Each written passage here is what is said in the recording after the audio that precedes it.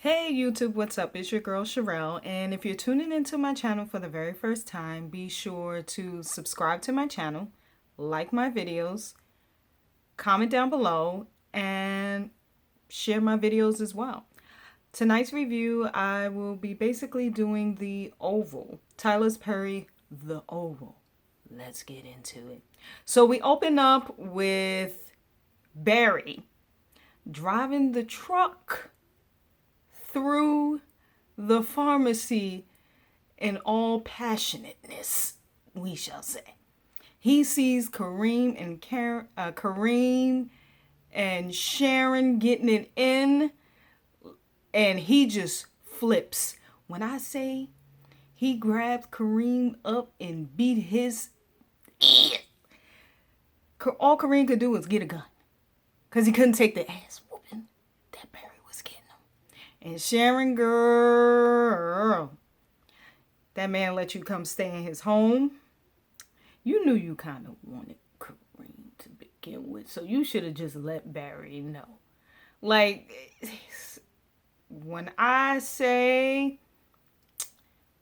Barry went off, I told y'all in my last review that Barry was going to go off, and he felt like he ain't have nothing to lose by driving that truck through the window and kicking Kareem's ass. And like, I felt his pain when he said, Sharon, you did this to me after all I've done for you. He done let you come live in his mama and daddy house, which that, I don't know how great is that, but apparently you ain't have nowhere to live because you had to come live with him and his mama and his daddy. I was just looking like, I kind of felt bad for Barry. Like, in all his stupidness, this is the one time that I actually felt bad for Barry. I didn't feel bad for Kareem because he knew what he was doing with Sharon from the beginning, and Sharon knew what Kareem was doing from the beginning, because she still had, if it was easy for her to cheat like that, she still had feelings for Kareem, and she wasn't over him. So that was probably bound to happen. So you should have just left Barry alone. But let's get it back into it. So in the mix of them fighting, because Kareem couldn't take that ass kicking that Barry was giving him, he basically pulls out a gun. So they're fighting with the gun. Barry holding the gun, they shooting fire off. Richard, Barry's father, come running into the store, gets shot in the chest. He bleeding out. Tyler Perry, please, please, please don't let Richard or any of the White House staffers get killed. I can't take Sam, Priscilla, Rich, Max, or Jean getting killed. Please let those good people be alive. We can tell that they're good people. Please let this be a series where the good people actually survive. Okay? Please, Tyler, I'm begging you. But yeah, now getting back to what we were talking about, Richard gets shot. Sharon tries to save him. She slaps Barry. You got some nerve to be slapping on him. Now, what if he would have slapped you back? In the heat of passion of everything, huh, Sharon? You got your nerve. You cheat. He catch you cheating. You slap him. Oh, okay. But anywho,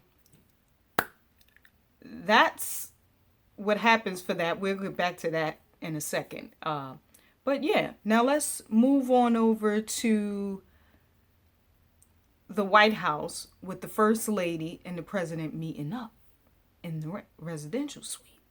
So they going back and forth. First Lady doesn't even know that the mistress is dead. But the president, for some reason, somehow, thinks that she did it. Like, why was your mother here?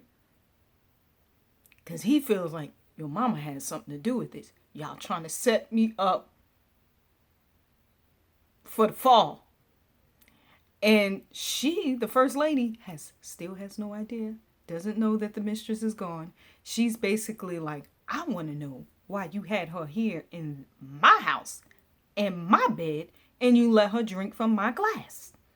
That's why I didn't let Donald in, because I seen that you had that tramp drinking from my glass. So they going back and forth, and still the first lady has no, absolutely positively no idea that the mistress is gone. But we gonna find out how she feel when she feels that she is gone.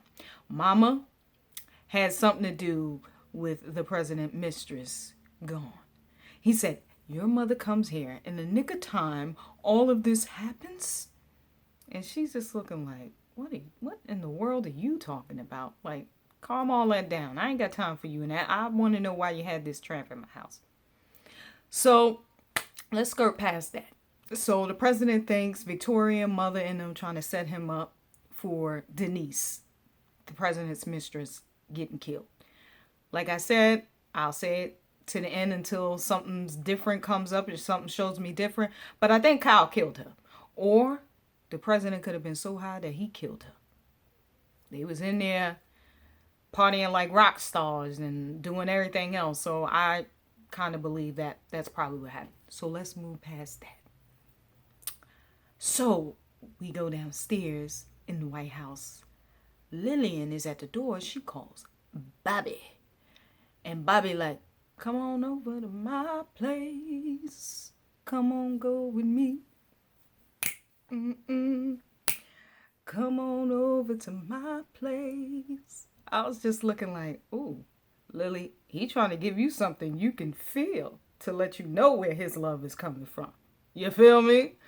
Don't be scared, Lily. You already done gave it to him, and you know your husband's gay.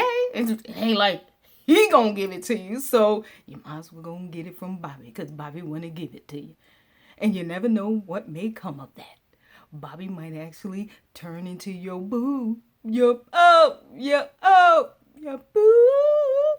So you might as well go ahead, because once you know the president's term over, you could divorce Donald and go and be with Bobby. You know, hey, I'm just saying. So she's talking to Bobby on the phone, and he's like, Lily, come with me.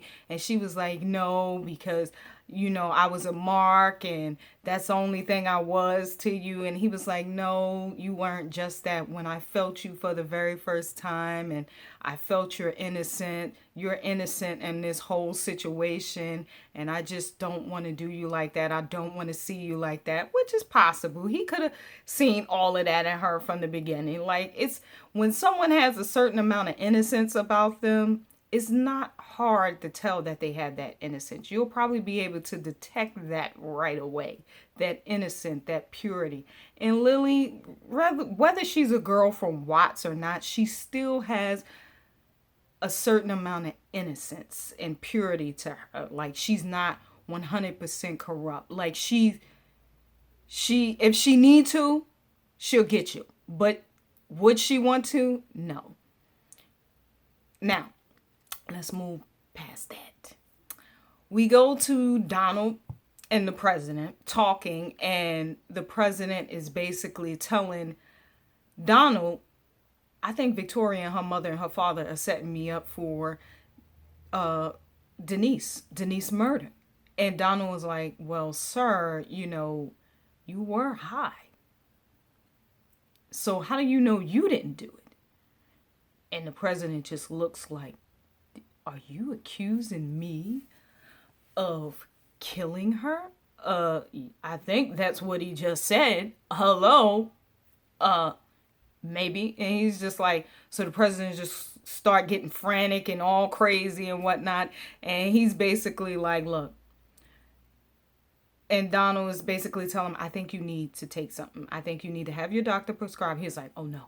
He's like, oh no, I'm not letting a doctor prescribe him, because they're probably on the same team as the mother and father. Like, they got him shook, paranoid. Whatever that daddy is like, whatever that mama is like, the president, no, not, they ain't nothing to play with. And he's just crossing all his T's and dotting all his I's from this point on. So Donald is basically like saying, like, sir, You are the president. We got you. We're not going to let anything happen to you. And, they're just going back and forth, and the president is just voicing his opinion that I think they're trying to set me up for Denise's murder.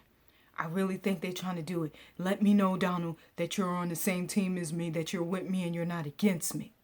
Now let's skirt past that. We go to the residence area, the residence kitchen. And there's Jean, Priscilla, and, Priscilla is saying to Jean, like, Jean, you're not yourself. Is everything okay? Is everything okay with you and your boyfriend? And she's like, yeah, I'm fine. She was like, are you pregnant? And Jean just looks scared, freaked out out of her mind. Now, Jean, I done told you already. You better pull it together. Because Kyle feels already that you're a threat. And he ready to get rid of you. Okay? He ready to put you the same place he put Denise. Now, if I were you, Jean, I would stop being so mean to Max. Because Max might be able to help you. You feel what I'm saying? And I would tell Sam what's going on. But Kyle got her so shook she can't even think straight. She praying with her daddy medal and everything. Got this girl shook. So after Priscilla and Jean is talking, Kyle comes in.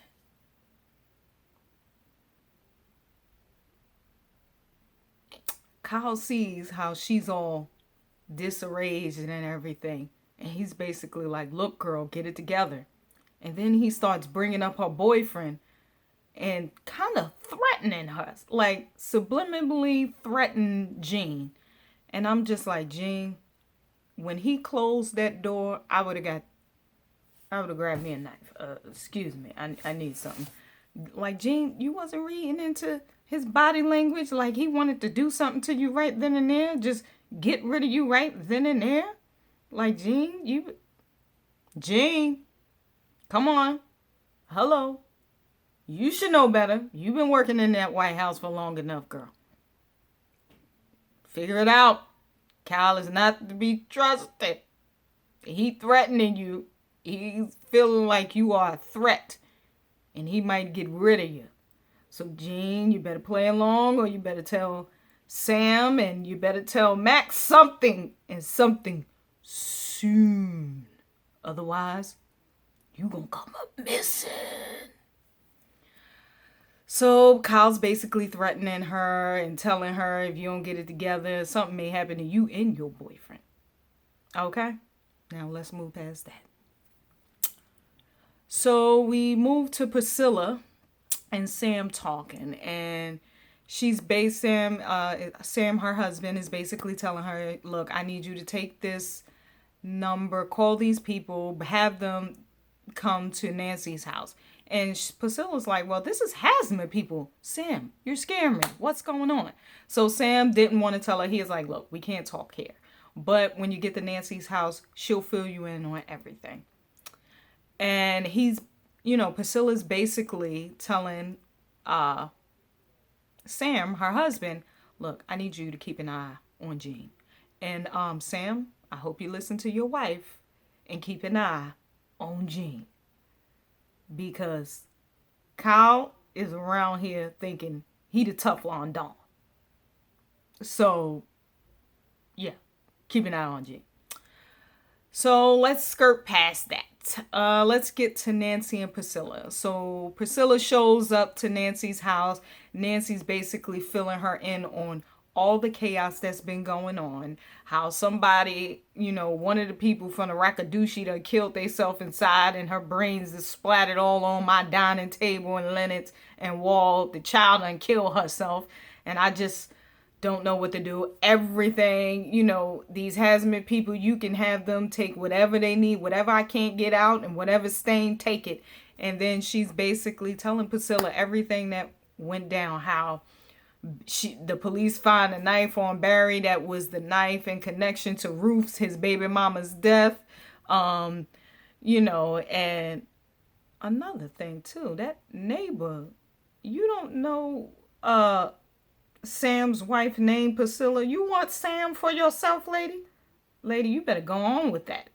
I noticed that too. Like, you trying to shade her because you like her husband or something? Is that what it is?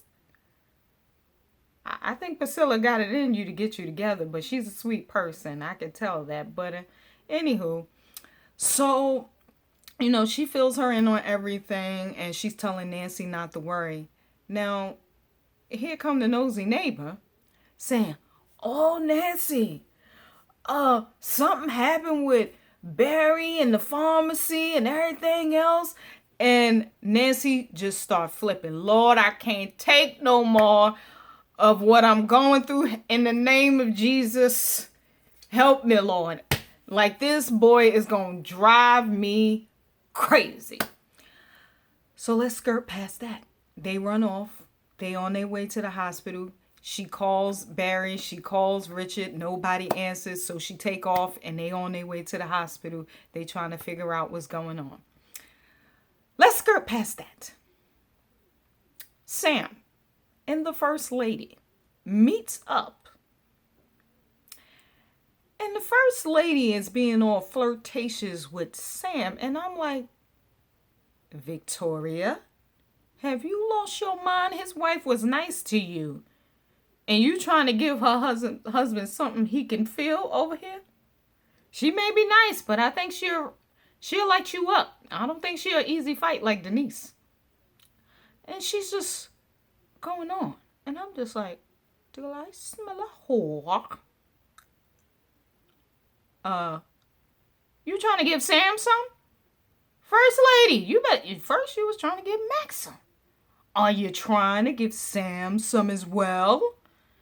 So we really get to the meat and the potatoes, and it looks like she basically wants to know, how did that tramp get into my house? And if someone tells me, they're gonna be a lucky man. Oh, we know how lucky they'll be. Oh, we know how lucky they will be, Victoria. You gonna give them something they can feel, and I don't think they care for that. So Sam basically brushes her off. Like, she's like, "Have you ever cheated on your wife?" He was like, "No, and I don't intend to." And he was like, "My wife is special." She was like, "Well, what if a woman came on to you?" He was like, "I would have to let her know that I love my wife very much." So I'm like, "That's right, Sam. You better say that, boy. You better say that, boy." I'm just looking at him like, go Sam. 5 stars for Sam. Priscilla got her a good one. Okay, so she doesn't get nothing out of Sam. She walks off like, whatever. So let's skirt past that. So we see Max and Kyle in the break room. Kyle comes in there messing with Max. Max is eating his food. So Kyle takes it upon himself to let Max know he knows all this information about his wife. And I said, "Oh, Kyle, you in danger. Oh, you're really trying to play with him." And I really don't think Max is the type of person that you want to play with. So I'm just looking at Max's face. He's like, "Let me get out of here before I strangle him. I rip his throat out and smash his head into this wall." So he's just messing with him, harassing him. And I'm just looking like, we all have that one coworker or 2 or 3 that you be looking at them like, if I could, without losing my job, I would beat the crap out of you. We all been there. I'll second that motion. Kyle, Max, you ain't the only one. But I'm waiting on Max to get you in. So Sam comes in, and Sam's like, "Why are you messing with him? Why are you telling him all that information about his wife? What is wrong with you? You want him to kill you?" He's like, "He doesn't have the ball." "Oh, no, he don't?" He's like, "You're talking about that man's wife." He's like, "Let me tell you something. If you don't leave him alone, you and I are going to have a problem." That's right, Sam. That's right. I like Sam. Sam is somebody we all need around us. Get him, Sam. So let's skirt past that. So Max runs into Jean.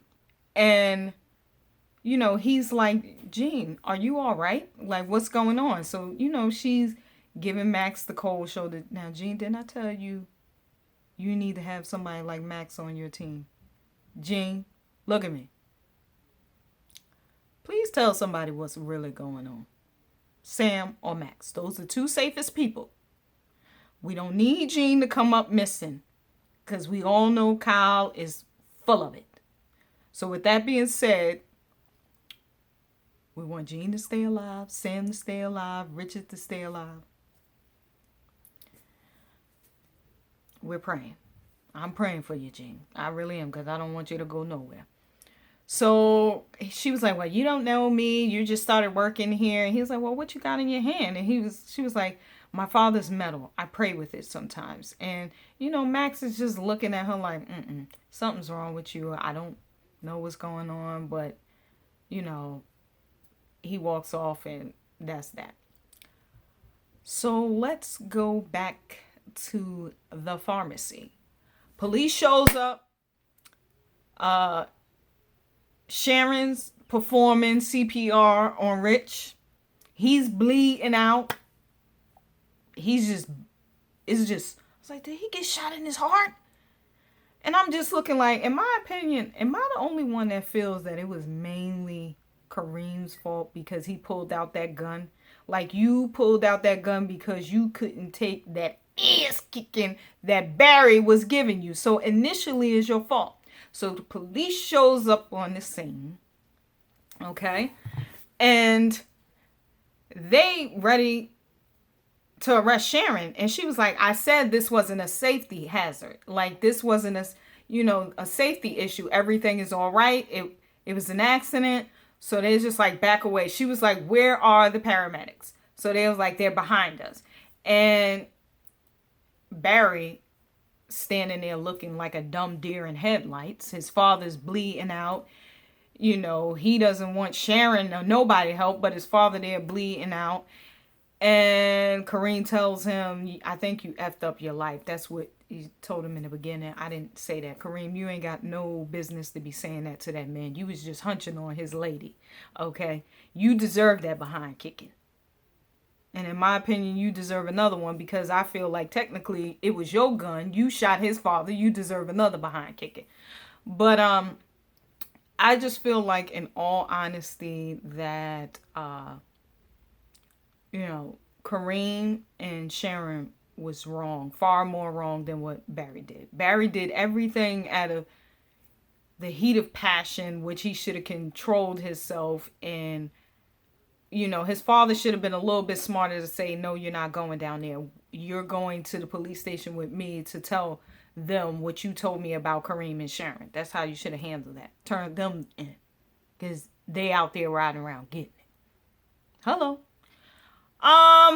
So the police shows up and, Kareem basically tells them, look, his name is such and such, Bartholomew with 2 L's.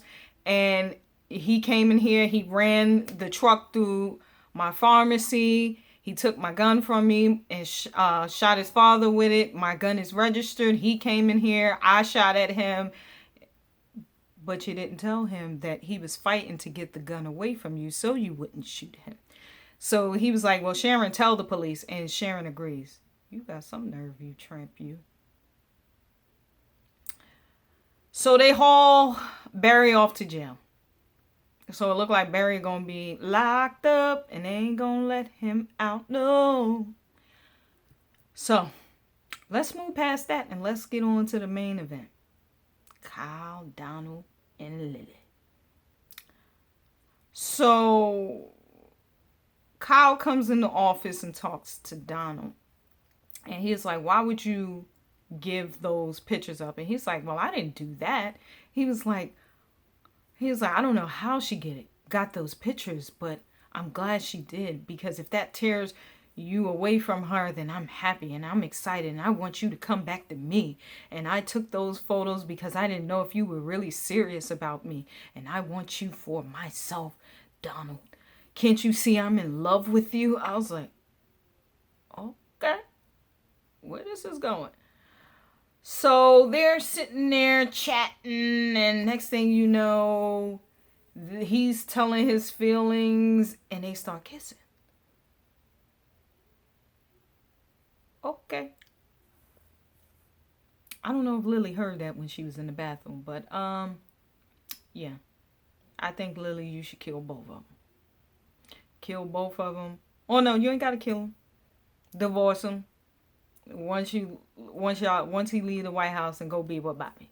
Go be with Bobby. That's your best bet. So someone knocks at the door. I think one of the staff members with a soda. And Donald's like, open the door. And he's like, we have a soda here for your wife. And Donald's like, she's not in here. When did she come? He was like, well, she was just here not too long ago. Guess who come out the bathroom? He's like, your wife ordered a soda. He's like, well, where is she? Lily comes out the bathroom. It's game time. You heard me? On next week's episode, we're going to see Lily. Lily heard everything that went on, and I'm glad she did. Now she can have no worries or no guilt about getting some from Bobby. Because on next episode, she done went over to Bobby's place, and she gonna give Bobby some of that good, and Bobby gonna give her some of that good. And I'm just telling you like it is. She gonna slap Kyle. I think she should slap Donald a couple of times upside his head, but I also think she should let Bobby give her something that she can feel. And that is my review, my good people, for The Oval, Tyler Perry, The Oval Office. To do. I can't wait for next week. Yeah.